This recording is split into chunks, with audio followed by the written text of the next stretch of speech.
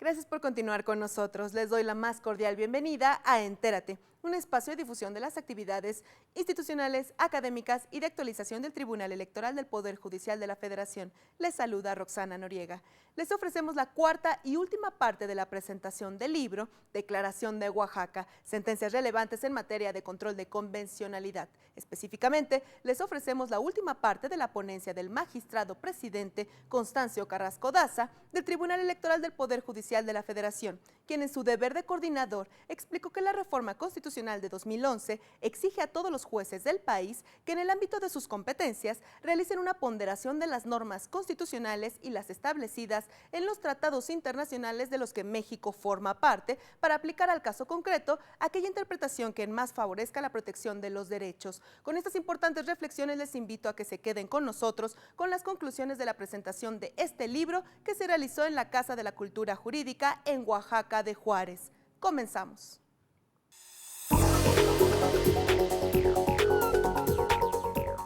Esto creo que también tiene un mérito muy importante. Pues platicábamos aquí, como lo cuenta Ana Mireya, en el Paraninfo hermoso de la Universidad Autónoma Benito Juárez de Oaxaca, que fue rescatado y por fortuna fue restaurado por el maestro Taqueda, y platicábamos en esa oportunidad. ¿Y qué reflexionábamos? Mi amigo el magistrado Luna Ramos y un servidor, y fundamentalmente con los tribunales electorales locales. Déjenme se los cuento y en eso creo que está el valor. Estaban, creo que todos mis pares de la sala superior en esa oportunidad en Oaxaca. ¿Qué platicábamos? Se los pongo así. En el 2011, el Poder Revisor de la Constitución determinó en el artículo primero, todos ustedes por fortuna lo saben, no hablaré de eso, determinó un bloque de constitucionalidad. Si me preguntan si ese bloque de constitucionalidad ya estaba en nuestro orden constitucional, para quienes están especializados en leyes, me parece que ya es inocuo el debate. Pues el 133 constitucional pues ya determinaba que en el orden constitucional mexicano la Constitución, los tratados internacionales formaban parte de la Ley Suprema de la Unión, igual como el orden legal federal y estatal. Y pues después vino la jurisprudencia de la Corte, que edificó un sistema piramidal o de jerarquías de la Constitución y los tratados. Pero no quiero desviarme. Cuando determina el artículo primero constitucional un bloque de constitucionalidad donde la Constitución y los tratados, en tanto se esté en debate, se esté en discusión de un asunto por parte de las autoridades que exija el favorecimiento de derechos humanos, los dos órdenes jurídicos tienen que sistematizarse. Déjenme hacer un alto en ello. ¿Qué significa? Tienen que sistematizarse. Es decir, creo que tenemos, ahora que estamos construyendo la interpretación, algunas dudas, como todos, sobre. No, lo que nos exige el bloque es sistematizar Constitución y las convenciones adoptadas por el Estado mexicano. Y una vez que hagamos esa sistemática, vemos cuál de los dos ordenamientos favorece de mejor manera un derecho humano y lo aplicamos ese ordenamiento al caso concreto. Ya la Corte determinó, eso es objeto de otro debate, que si hay un favorecimiento del sistema convencional de un derecho humano que nuestra Constitución lo restrinja, se aplica el criterio de restricción. Pero digo, eso es objeto de otro debate. Lo que yo quiero transmitirles en unos minutos es que el primer criterio de interpretación entonces desde el bloque es: si la Constitución no limita ese derecho humano, pero tampoco lo potencia o no lo favorece o no lo describe en estas hipótesis, y el sistema convencional adoptado por el Estado mexicano sí lo hace, pues lo analizamos el bloque, la Constitución no lo hace y al hacerlo el sistema favorecemos el derecho humano. ¿Así? Bueno, pues este entendimiento, platicábamos en el 2013, ya estaba reformulado el artículo 11 de la Constitución, ya estaba la reforma al artículo 1 de la Constitución Federal de aquel lejano 11 de junio del 2011. ¿Y qué platicábamos? Fíjense que el artículo 9 transitorio de esa reforma constitucional, que hoy ya han pasado varios años, determinaba expresamente lo siguiente, todavía lo recuerdo, decía: toda disposición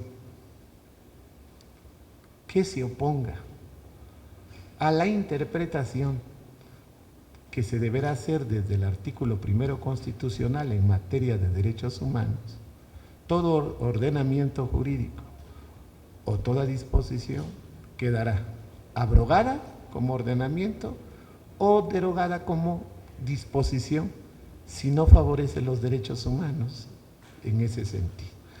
Y cuando uno ve que está en el régimen transitorio, es decir, como ustedes saben, un régimen temporal que determina, yo lo primero que imaginé, y seguramente muchos de ustedes juristas, es que todas las autoridades que hacemos control constitucional y los que no hacemos control constitucional, todos íbamos a empezar a leer qué disposiciones se oponían al bloque de constitucionalidad, íbamos a empezar a ver caer como fichas de dominó los ordenamientos y los preceptos que se opusieran al bloque de constitucionalidad.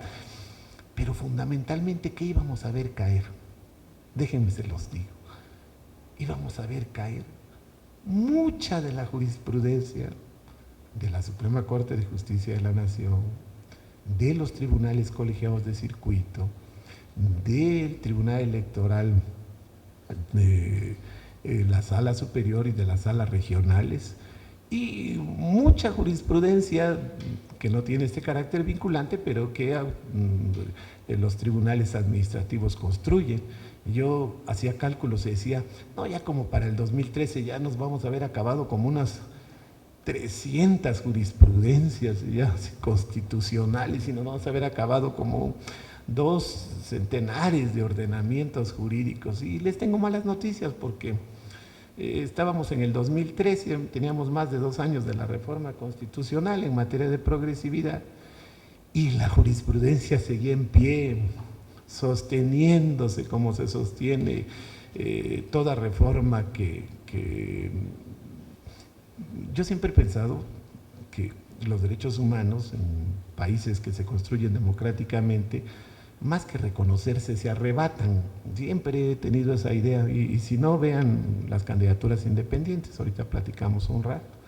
Y entonces yo veía incólume esas jurisprudencias y los jueces nos reuníamos, fuero común, fuero federal, y nos abrazábamos y todos estábamos muy felices, la reforma constitucional y primero constitucional, pero el 9 transitorio parecía que obedecía a su naturaleza de transitoriedad y no caminaba el 9 transitorio.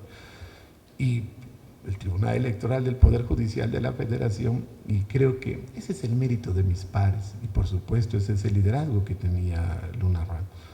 En esa oportunidad, ya que habíamos convocado a todos los tribunales electorales del país, y ya que los teníamos, no es mucho mérito convocar a Oaxaca, eso sí, que no, pues a Oaxaca uno le dice a cualquier amigo que tenga que vamos a tener una convención y se llena, viene él, toda su familia, sus amigos, sus parientes de Chicago, los que están en Los Ángeles, no es muy, pero teníamos convocados a los magistrados y aprovechando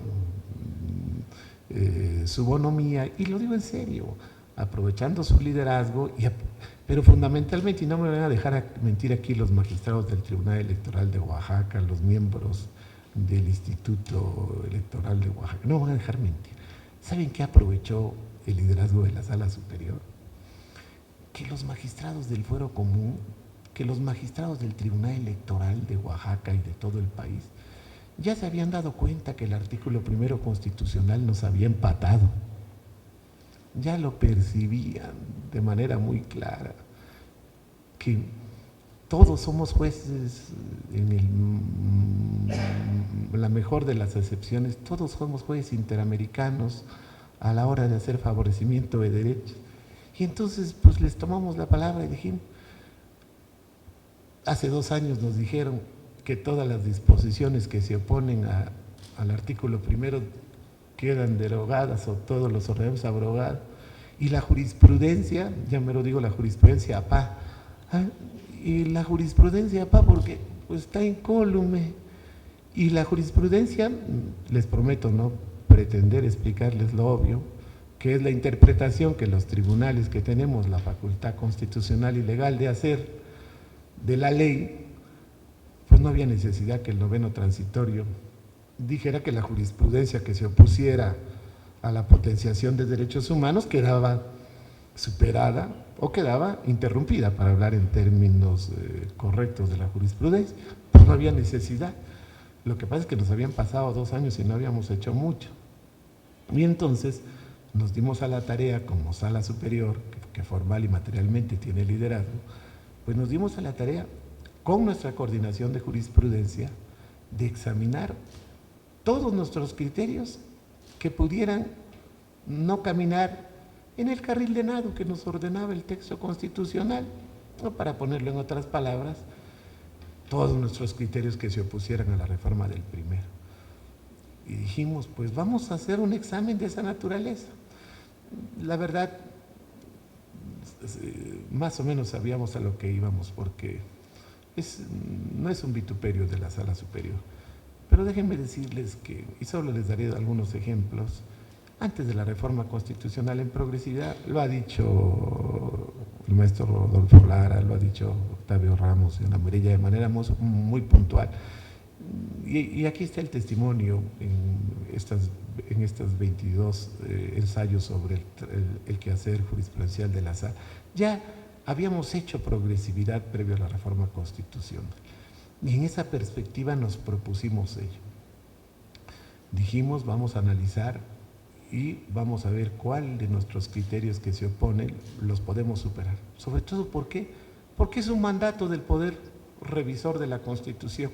Y pienso que ni necesidad había que nos los dijera en el noveno transitorio. Es decir, pues al estar ya en el primero constitucional el principio de progresividad como un imperativo de justicia, eso es lo que es el principio de progresividad, un imperativo de justicia en palabras workinianas, pues lo teníamos que aplicar, no lo necesitábamos en el noveno, pero en fin, siempre el constituyente hace énfasis, por eso tenemos 136 artículos.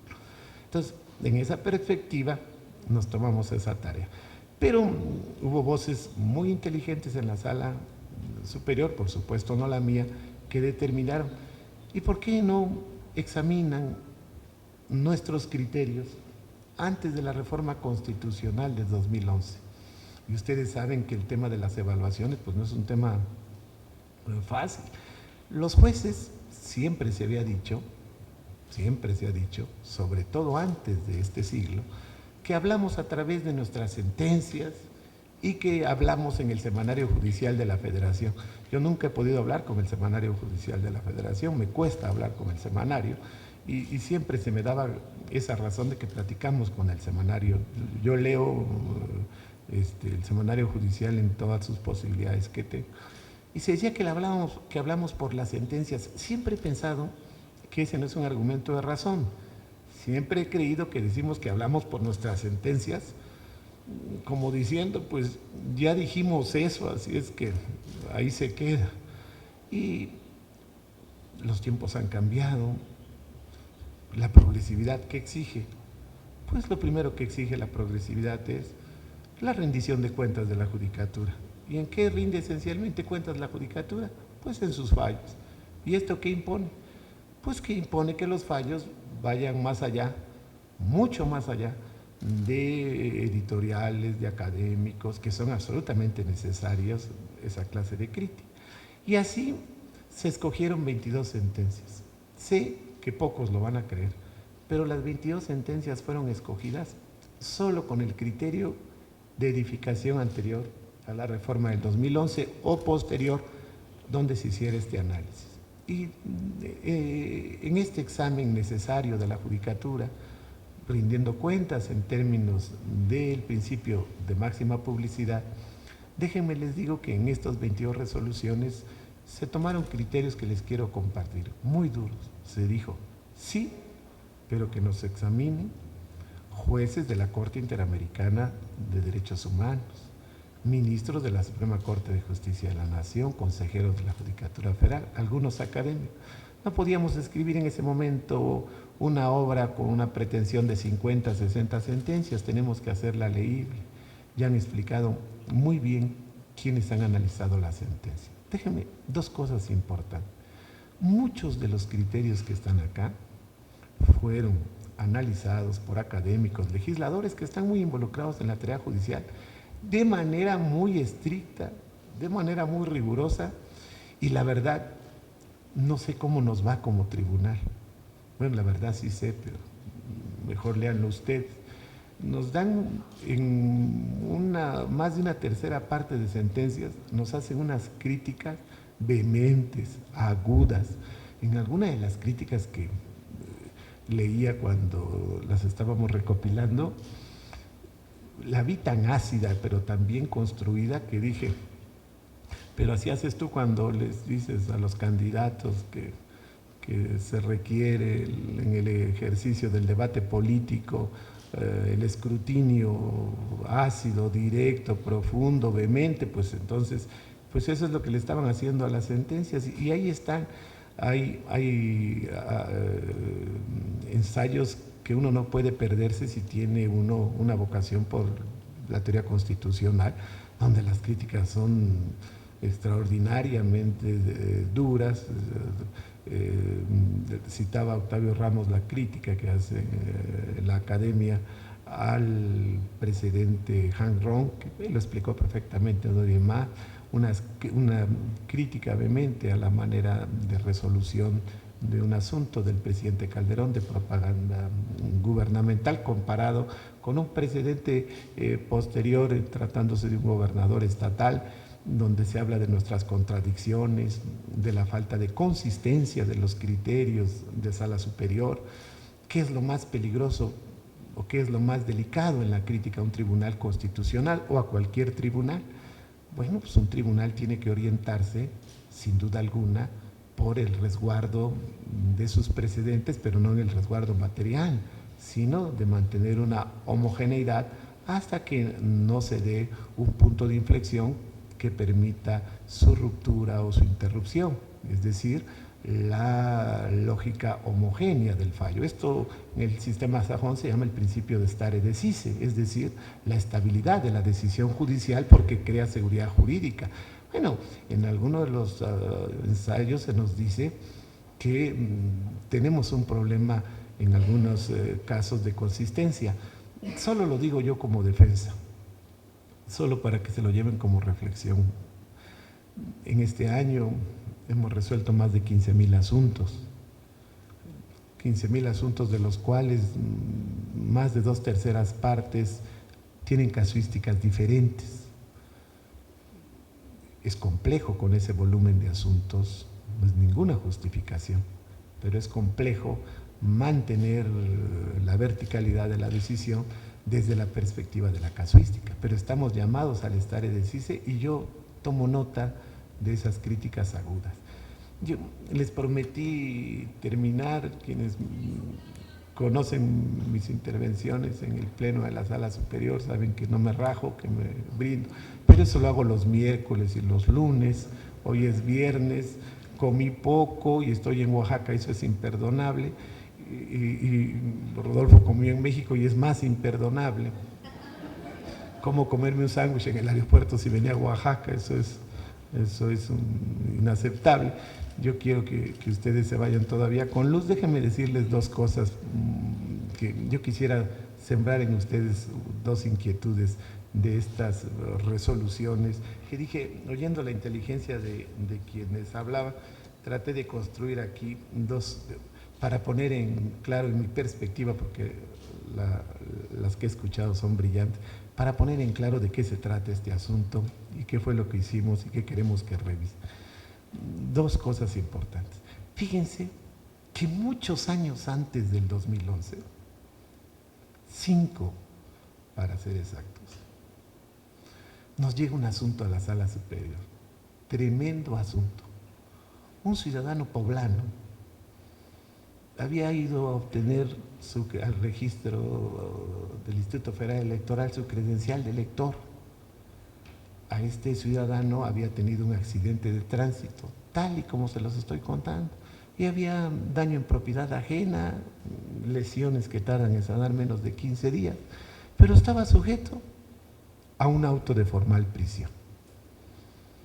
Este ciudadano mexicano le negaron la entrega de su credencial de elector, que ustedes saben qué tamaño de documento de identificación es en México. ¿De qué tamaño es ese documento de identificación para todos los actos jurídicos?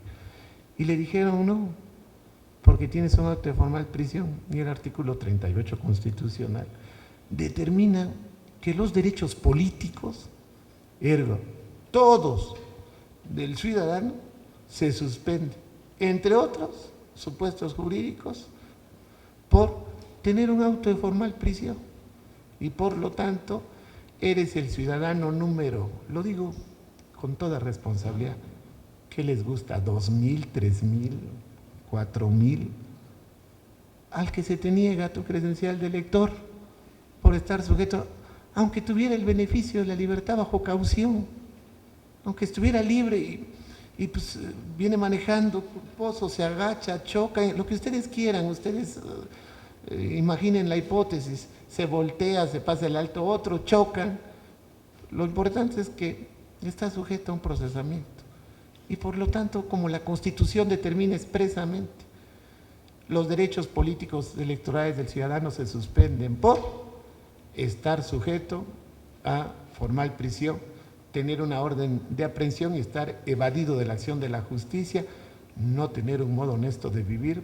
Ahí después hacemos una conferencia para platicar de eso. Y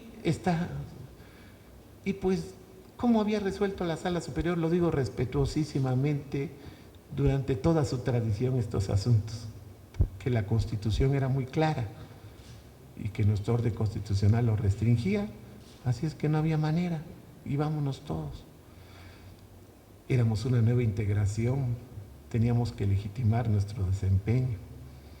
Éramos una amalgama de formaciones, académicos, jueces federales, magistrados de circuito, de todo éramos los 7 que nos conformábamos, en esa pluralidad que tanto agradecen los tribunales constitucionales.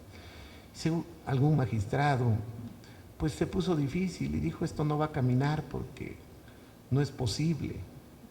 ¿Y por qué no es posible? Porque el artículo 23 de la Convención Americana de Derechos Humanos determina expresamente: los derechos políticos electorales se suspenden por, y es enunciativa, determina las causas de suspensión. Y en tratándose de materia penal, dice la última parte del artículo 23 en su porción primera, dice: en materia criminal, solo por sentencia de condena firme que determine la inhabilitación de esos derechos. ¿Quién lo decía? La Convención Americana de Derechos Humanos. Pero lo replica el Sistema Universal de Derechos Humanos, lo replica el Pacto de Derechos Civiles y Políticos. Y la Constitución determina que los derechos políticos electorales se suspenden, entre otras hipótesis, por eso. Y entonces parece que el asunto se nos empezaba a complicar. Yo quiero dejarles estas dos tareas. Se nos complicaba más por esto, porque el artículo 20 constitucional determinaba, en ese entonces, no determinaba como derecho humano del debido proceso la presunción de inocencia. Pero había jurisprudencia de la Suprema Corte de Justicia de la Nación por contradicción, por cierto, de la ponencia del ministro Silva Mesa, que decía, no es necesario que esté en el 20 constitucional el derecho humano a la presunción de inocencia expreso, porque se recoge del 14, 16, 19, 20 y 102 de la Constitución, 21 y 102 de la Constitución Federal. Entonces en México hay derecho humano al principio de presunción de inocencia. ¿Y qué es ese principio? Que nadie es culpable de un delito hasta que no haya una sentencia de condena firme.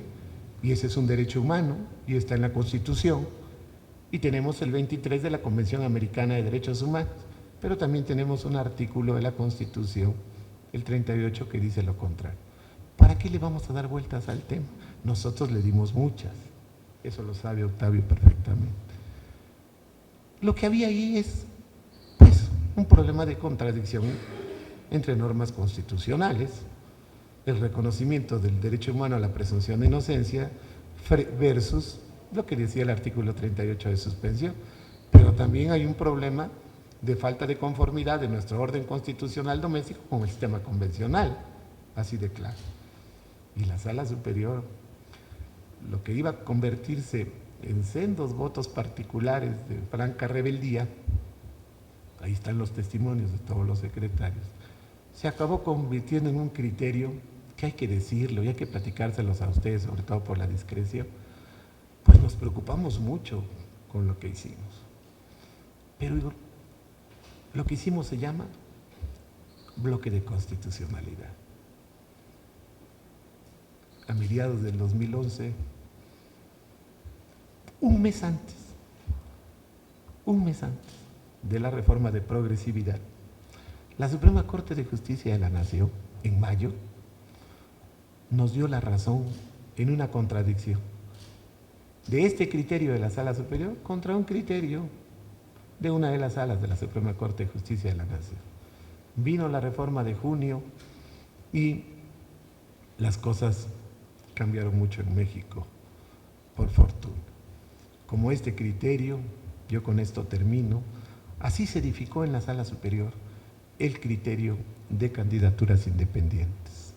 En el año 2012, creo que en noviembre, se reformó el artículo 35 de la Constitución y se reconoció el derecho político a ser candidato independiente.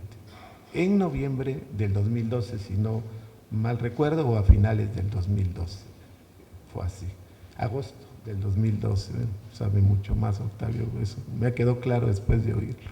¿Y qué se determinó? Se determinó el reconocimiento del derecho humano a ser candidato independiente. Y en el régimen transitorio se ordenó a los estados y a la federación que se adecuaran las leyes para darle un andamiaje o instrumentar las candidaturas independientes. Muy pocos, por decirlo de manera respetuosa, congresos estatales y Congreso Federal hicieron el ajuste. ¿A qué los invito? En este libro, en parte, pero fundamentalmente en el trabajo de la Sala Superior, se hicieron votos disidentes importantes, sobre todo en el caso Cloutier, donde integrantes de la Sala dijeron, basta que esté en el artículo 35 constitucional el reconocimiento del derecho humano a ser candidato independiente para que se les tenga que dejar competir. Ah, que el Poder Revisor dijo, en los términos que lo determine la ley y no hay ley, vean su artículo 2 de la Convención Americana de Derechos Humanos. Dice, si el Estado parte de esta convención, o sea México, no ha reformulado sus leyes para hacer efectivos los derechos que protege esta convención, los operadores jurídicos, o sea, nosotros tres, estamos obligados a hacerlos efectivos. ¿Y cómo los hacemos efectivos? Pues exigimos su cumplimiento.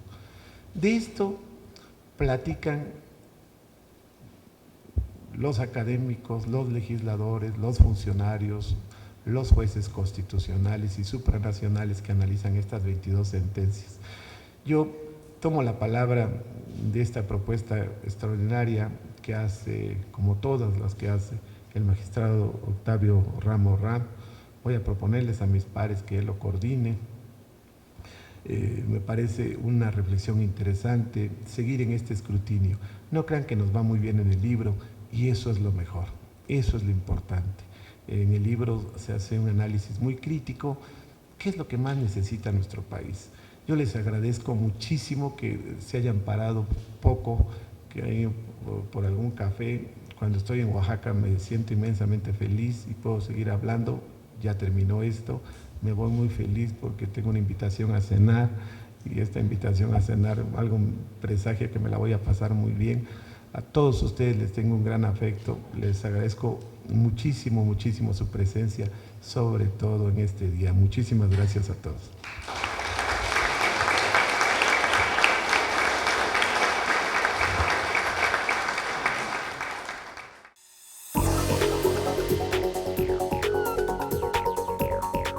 Los esperamos en una próxima emisión de Entérate, con más de las actividades relevantes impulsadas por el Tribunal Electoral del Poder Judicial de la Federación. Agradecemos su valiosa compañía. Se despide de ustedes, Roxana Noriega. Hasta la próxima.